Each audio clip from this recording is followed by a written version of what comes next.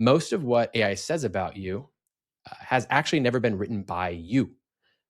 There was a study done that found that almost 85% of brand mentions trace back to third party pages, not a brand's own website. And brands are about 6.5 times more likely to get cited through someone else's page than through their own content. So the point being is when we say that we have most of the sources online being used to talk about your brand, not being on your own website, these types of sites, LinkedIn, Reddit, G2, Yelp, Wikipedia, these are some of, not all of, but some of the primary influencers being used to surface and communicate the brand reputation that you have to users that are on these platforms.